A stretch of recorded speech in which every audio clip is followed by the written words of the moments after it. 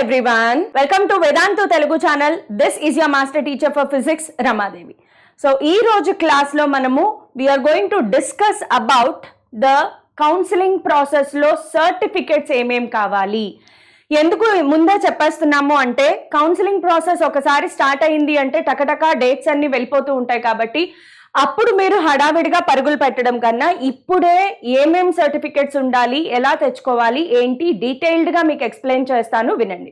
So first of all నేను 2022 TSMSET కి సంబంధించి ఒక కౌన్సిలింగ్ బ్రోషర్ ఏదైతే ఉందో అది ఓపెన్ చేసి పెట్టాను. సో ఇలా ఉంటుంది. ఇప్పుడు 2023లో కూడా ఇదే టైప్ లో మీకు వస్తుంది. tsmset.nic.in ఇక్కడ మీకు కనిపిస్తోంది కదా. tsmset.nic.in లోకి వెళ్తే మీకు ఇలాగా కౌన్సిలింగ్ ప్రాసెస్ అనేది స్టార్ట్ అవుతుంది. సో కౌన్సిలింగ్ ప్రాసెస్ లో ఫస్ట్ స్టెప్ ఏం చెప్పాను, మీరు కొంత రిజిస్ట్రేషన్ ఫీ పే చేసి లాగిన్ అవుతారు. First step slot booking. మీరు సర్టిఫికెట్స్ ఏ సెంటర్ లో వెరిఫై చేయించుకోవాలి అనుకుంటున్నారు, ఏ డేట్ లో, ఏ టైంలో అన్ని మీకు నచ్చినట్లుగా మీరు స్లాట్ బుకింగ్ చేసుకోవచ్చు. చేసుకున్న తర్వాత ఆ రోజు ఆ డేట్ లో ఆ సెంటర్ కి వెళ్ళి మీరు సర్టిఫికెట్స్ అనేవి వెరిఫై చేసుకోవాలి. So certificate verification and option exercise will commence as per the schedule given below అని ఇచ్చారు. సో ఇలా మీకు డీటెయిల్డ్ గా షెడ్యూల్ ఉంటుంది. ఫస్ట్ ఫేజ్ షెడ్యూల్ ఎలాగా ఇలా ఉంటుంది చూడండి. Next second phase schedule, third phase, final phase schedule, ఇలా ప్రతిదీ డేట్ వైజ్ ఇచ్చేస్తారు మీకు. సో నెక్స్ట్ ఏంటి అంటే ఎలిజిబిలిటీ ఫర్ అడ్మిషన్. మీకు అందరికీ తెలుసు, మీరు అందరూ ఎలిజిబుల్ అవుతేనే కౌన్సిలింగ్ అనేది అటెండ్ చేస్తారు. సో మీకు ఇక్కడ first of all processing fee అనేది పే చేయాలి. అది స్లాట్ బుకింగ్ కి ముందే జరుగుతుంది. చెప్పాను కదా, ప్రీవియస్ క్లాస్ మీరు విని ఉంటే గనక ప్రీవియస్ క్లాస్ లో ఆల్రెడీ చెప్పాను. 600 for SC/ST categories, 1200 for others.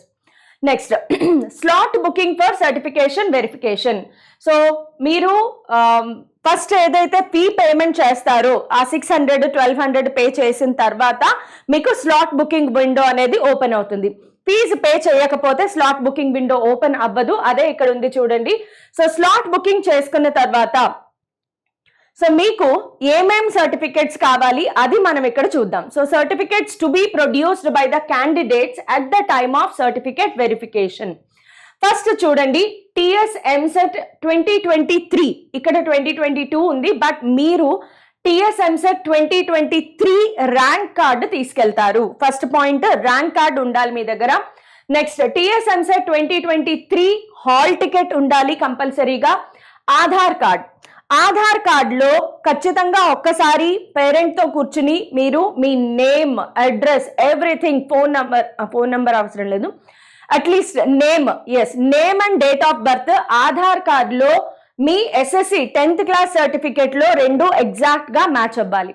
Spelling mistakes ఏమైనా ఉంటే ఇప్పుడే మీరు ఇమీడియట్ గా మీ సేవా కేంద్రంకి వెళ్ళి అప్డేట్ చేయించుకోండి. స్పెల్లింగ్ మిస్టేక్స్ అన్ని కరెక్ట్ చేయించుకోండి. బికాజ్ 10th క్లాస్ సర్టిఫికేట్ లో ఆధార్ కార్డులో name, date of birth same గా లేకపోతే, ఒక్క అక్షరం స్పెల్లింగ్ మిస్టేక్ ఉన్నా కూడా యాక్సెప్ట్ చేయరు. సో మీరు ముందుగానే మీ ఆధార్ కార్డ్, మీ personal Aadhaar card and 10th class certificate పక్క పక్కన పెట్టుకుని నేమ్ అన్ని మ్యాచ్ అవుతున్నాయా లేదా, only name and date of birth match అవ్వాలి. మీకు ఏమైనా చేంజెస్ ఉంటే ఇప్పుడే ఇమీడియట్ గా చేయించుకోండి. కౌన్సిలింగ్ ప్రాసెస్ స్టార్ట్ అయిన తర్వాత ఎక్కువ టైం ఉండదు. ఆధార్ కార్డ్ తర్వాత SSC or its equivalent marks memo, 10th class marks memo ఖచ్చితంగా ఉండాలి. అయితే next intermediate or its equivalent memo cum pass certificate. అయితే మీరు కౌన్సిలింగ్ ప్రాసెస్ కి వెళ్లే టైంకి మీ లాంగ్ మెమో రాకపోవచ్చు. షార్ట్ మెమో ఏదైతే ఉందో మీ కాలేజ్లో వెళ్తే ఇస్తారు, మీకు షార్ట్ మెమోని సబ్మిట్ చేసినా సరిపోతుంది. మీరు వాళ్ళకి ఎక్స్ప్లెయిన్ చేయొచ్చు, ప్రాబ్లం ఏం లేదు. So intermediate or its equivalent memo cum pass certificate మీరు సబ్మిట్ చేసేటప్పుడు మీరు కేవలం షార్ట్ మెమో పట్టుకెళ్తే సరిపోతుంది. లాంగ్ మెమో ఇష్యూ అవ్వదు కాబట్టి వాళ్ళు యాక్సెప్ట్ చేస్తారు. తర్వాత మీరు కాలేజ్లో ఎక్కడైతే జాయిన్ అవుతారో అక్కడ మీరు లాంగ్ మెమో అనేది ప్రొడ్యూస్ చేయొచ్చు. Next 6th to intermediate or its equivalent study certificate. కంపల్సరీగా మీ 6th క్లాస్ నుంచి ఇంటర్మీడియట్ వరకు ఎక్కడైతే చదివారో అక్కడ మీ స్టడీ సర్టిఫికెట్ అనేది మీరు ప్రొడ్యూస్ చేయాలి. ఒకవేళ నేను 6th to 8th ఒక స్కూల్లో చదివాను, 8th ఇంకొక స్కూల్లో చదివాను, 9th to ఇంటర్మీడియట్ ఇంకొక స్కూల్లో చదివాను, టోటల్ 3 స్కూల్స్ మారారు, 3 స్కూల్స్ నుంచి స్టడీ సర్టిఫికేట్ మీరు ప్రొడ్యూస్ చేయాలి. లేదు 6th ఒక స్కూల్లో, 7th ఒక స్కూల్లో, 8th ఒక స్కూల్లో చదివాను, ఇలా ఒక్కొక్క ఇయర్ ఒక్కొక్క స్కూల్లో చదివాను, అయినా సరే ప్రతి స్కూల్ నుంచి మీరు ఎన్ని స్కూల్స్ మారితే అన్ని స్కూల్స్ నుంచి స్టడీ సర్టిఫికేట్ అనేది మీరు తీసుకుని ప్రొడ్యూస్ చేయాలి. లేకపోతే ఆ పర్టిక్యులర్ స్కూల్ కి వెళ్ళి అక్కడ హెడ్ మాస్టర్ లేదా ప్రిన్సిపల్ ని రిక్వెస్ట్ చేసి స్టడీ సర్టిఫికేట్ అనేది తీసుకోండి. Very much mandatory. 6th to intermediate or its equivalent study certificate అనేది కంపల్సరీ. Next transfer certificate. మీ ఇంటర్మీడియట్ కాలేజ్లో ఏదైతే కాలేజ్లో ఇంటర్మీడియట్ ఫినిష్ చేశారో ఆ కాలేజ్ వాళ్ళని రిక్వెస్ట్ చేసి ట్రాన్స్ఫర్ సర్టిఫికేట్ అనేది తీసుకోండి. ఒకవేళ ఏదైనా రీజన్స్ వల్ల ట్రాన్స్ఫర్ సర్టిఫికేట్ అనేది మీ కాలేజ్ ఇవ్వలేదు మీకు ఇంకా అనుకుంటే దాని గురించి మీరు ఎక్స్ప్లెయిన్ చేయొచ్చు. But most of the time మీరు ట్రై చేయండి ఇది మీరు తీసుకున్నారు అని. సో ఈ రోజే మీ కాలేజ్కి వెళ్ళి ట్రాన్స్ఫర్ సర్టిఫికేట్ కి అప్లై చేసుకోండి. బికాస్ చాలా కాలేజెస్ మీరు అప్లై చేసుకోకుండా ఆ రోజు వెళ్ళి నాకు టీసీ కావాలి అంటే ఇవ్వరు. సో ఈ రోజే మీ కాలేజ్కి వెళ్ళి టీసీకి అప్లై చేసి ఉంచుకోండి. సో దట్ విదిన్ 2-3 days లేదా 1 week లో మీ కాలేజ్ వాళ్ళు మీకు టీసీ ఇచ్చేస్తారు. సో ట్రాన్స్ఫర్ సర్టిఫికేట్ అనేది కంపల్సరీగా దగ్గర పెట్టుకోండి. ఒకవేళ last date of certificate verification slot booking వచ్చేసింది, కాలేజ్ వాళ్ళు టీసీ ఇవ్వలేదు, అలాంటప్పుడు మీరు జస్ట్ ఎవరైతే చీఫ్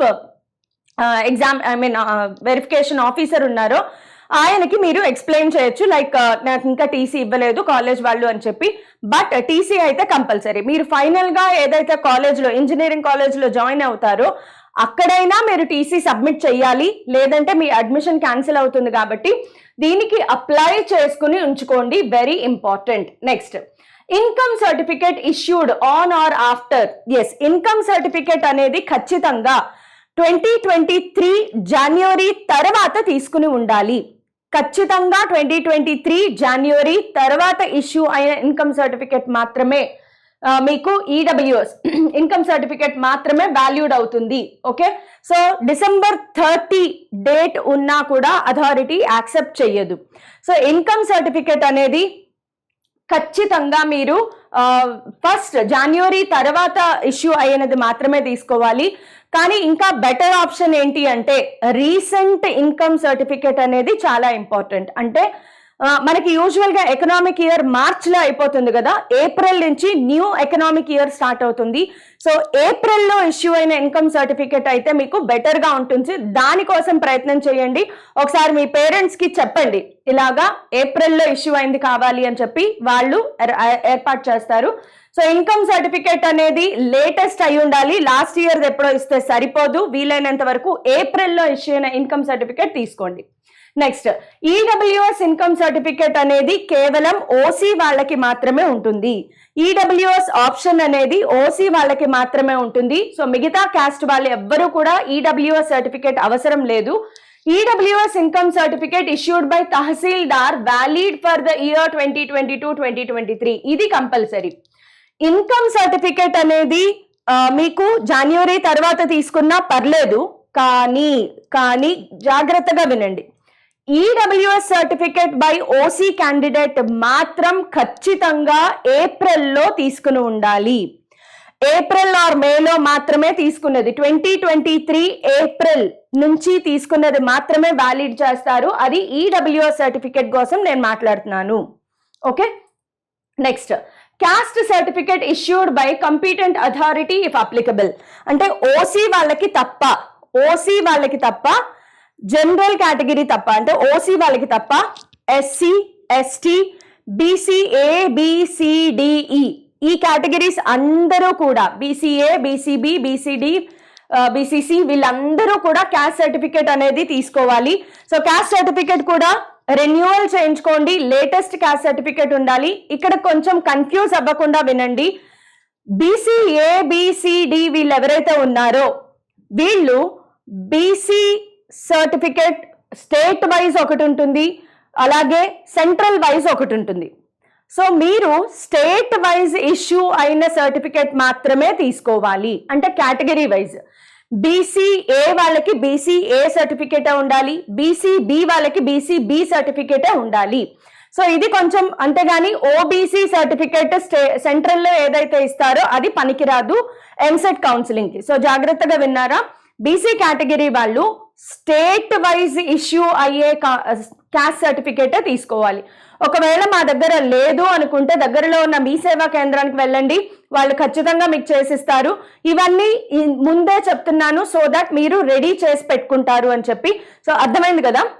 ఎస్సీ, ఎస్టీ, బీసీ వాళ్ళు మాత్రమే క్యాస్ట్ సర్టిఫికేట్ ప్రొడ్యూస్ చేస్తారు.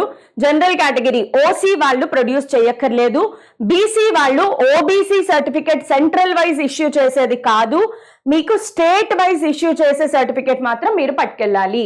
Next, in respect of non local candidates. Non local candidates అంటే ఎవరు? యూజువల్ గా ఆంధ్ర వాళ్ళు, ఏపీ వాళ్ళు వెళ్ళి టీఎస్ లో ఎగ్జామ్ రాస్తారు కదా, ఎంసెట్, వాళ్ళు నాన్ లోకల్ గా కన్సిడర్ చేస్తారు. లేదా వేరే ఏదైనా స్టేట్స్ నుంచి టీఎస్ లో ఇంజనీరింగ్ ఎగ్జామ్ రాశారు, వాళ్ళు ఇక్కడ నాన్ లోకల్ అవుతారు. సో వాళ్ళు ఖచ్చితంగా నాన్ లోకల్ వాళ్ళు in order to consider them for allotment residence certificate అనేది తెచ్చుకోవాలి. Candidates who has resided in the state for a total period of 10 years, 10 years పాటు మీరు ఆంధ్రాలో స్టే చేసి ఉన్నారు అనే ఒక సర్టిఫికేట్ అనేది తెచ్చుకోవాలి.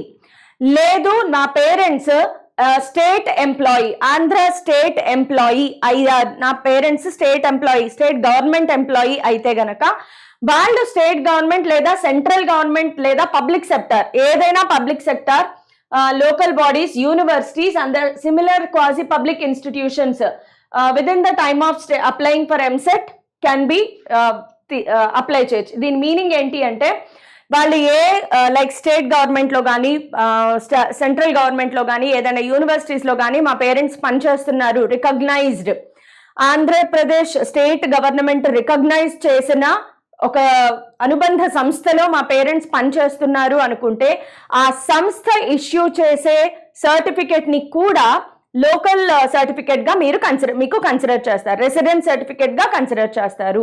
సో ఈ రెండిట్లో ఏదైనా కంపల్సరీగా ఉండాలి. రెసిడెన్స్ సర్టిఫికేట్ అయినా ఉండాలి, లేదా ఎంప్లాయర్ సర్టిఫికేట్, అంటే మీ పేరెంట్, ఫాదర్ కానీ మదర్ కానీ ఏదైనా గవర్నమెంట్ కానీ గవర్నమెంట్ రిలేటెడ్ దాంట్లో కానీ బ్యాంకుల్లో కానీ వాటిలో పనిచేస్తూ ఉంటే గనక ఆ ఎంప్లాయర్ ఇచ్చే సర్టిఫికేట్ ని కూడా రెసిడెన్స్ సర్టిఫికేట్ గా కన్సిడర్ చేస్తారు. Minorities, SSC, TC containing minority status. So minority category వాళ్ళు వాళ్ళ ఎస్ఎస్సి టీసీలో వాళ్ళు మైనారిటీ కేటగిరీ అని చెప్పేసి ఖచ్చితంగా ఉండాలి.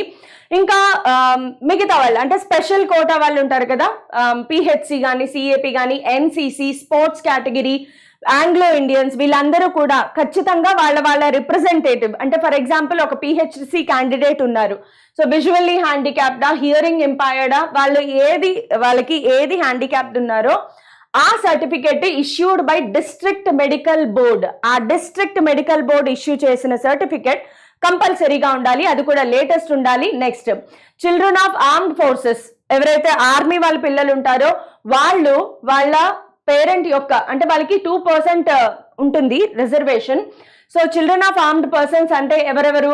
ఎక్స్ సర్వీస్ మెన్ కానీ, డిఫెన్స్ ప్రొఫెషనల్ కానీ, లేదంటే బోర్డర్ సెక్యూరిటీ ఫోర్స్ లో పనిచేసే వాళ్ళు కానీ, BSF, central reserved police force, వీళ్ళందరి పిల్లలు కూడా they will be considered as CAP, వాళ్ళకి 2% రిజర్వేషన్ ఉంటుంది. వాళ్ళు కూడా వాళ్ళ పేరెంట్స్ ఎక్స్ సర్వీస్ మెన్ లేదా బిఎస్ఎఫ్ అని చెప్పేసి సర్టిఫికేట్ అనేది ప్రొడ్యూస్ చేయాలి. Ex service men have to produce the children of armed forces personnel CAP certificate issued by respective regional Sainik welfare officer. అక్కడ ఎవరైతే సైనిక్ వెల్ఫేర్ ఆఫీసర్ ఉంటారో వాళ్ళ నుంచి సర్టిఫికేట్ అనేది తీసుకోవాలి. ఓకే, సో ఇలాగా మీకు డీటెయిల్డ్ నోటిఫికేషన్ లో కూడా కనిపిస్తాయి. సో ఈ సర్టిఫికేట్స్ అన్ని రెడీ చేసి పెట్టుకోండి. అయితే వీటిలో మీరు ఖచ్చితంగా ఒరిజినల్ సర్టిఫికేట్ ఉండాలి, 2 sets ఆఫ్ జిరాక్స్ కాపీస్ కూడా ఉండాలి. సో ఎందుకైనా మంచిది ఒక సెట్ ఎక్కువే పట్టుకెళ్ళండి, తక్కువ మాత్రం పట్టుకెళ్ళొద్దు. సో ఒరిజినల్ సర్టిఫికేట్ తో పాటు 3 జిరాక్స్ కాపీస్ పట్టుకెళ్ళండి, బాగుంటుంది. 3 sets of xerox copies. So ఇవన్నీ మీరు ఒకసారి నోట్ చేసుకోండి. ఇంకా ఏమైనా డౌట్స్ ఉంటే గనక ఈ వీడియో కామెంట్స్ లో చెప్పండి, నేను ఖచ్చితంగా రెస్పాండ్ అవుతాను.